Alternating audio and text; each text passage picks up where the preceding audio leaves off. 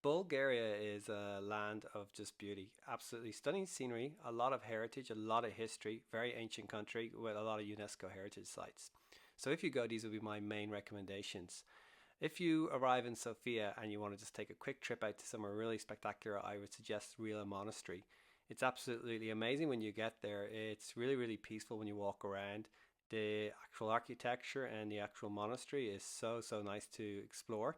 And then you get some really good views when you go around it of the local actual mountains and the rivers, and it's such a peaceful place to go. After that, I would say go to Plovdiv. This is like one of the major cities in Bulgaria, but it's also one of the oldest in Europe, where civilization first began. And when you get there, you see so much of the history. You get to see ancient Roman ruins.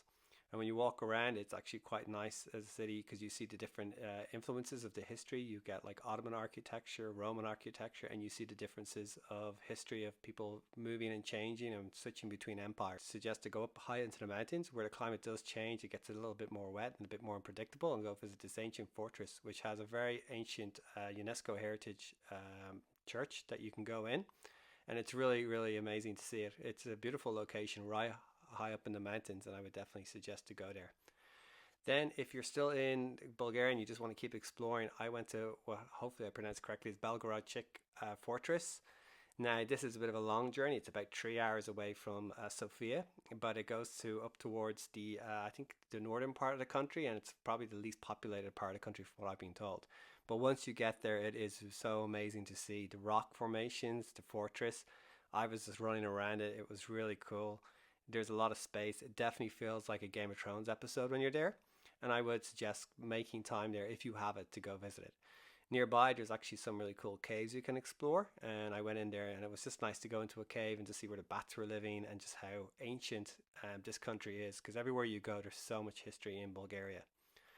Then, if you make your way back to the capital, what I would suggest then you explore is actually Sofia, the capital itself. So, Roman ruins next to like the metro. And then also what they have as well is what's called a red flat. You can go visit and see what it was like to stay in a kind of communist example of an apartment in Sofia. And I posted that on a different video if anyone wants to go see it. But it's quite interesting just to see that whole history of what it was like to live like that. And then there's the National Palace of Culture in the center, and really, really enjoy Sofia. So I'd say if you're there, go out in the nightlife, go out in the evenings. It's really warm, the food's good. There's a good buzz in Sofia. It's got a great metro. So I would definitely recommend Bulgaria. There's a lot to see in it, and it's very good value.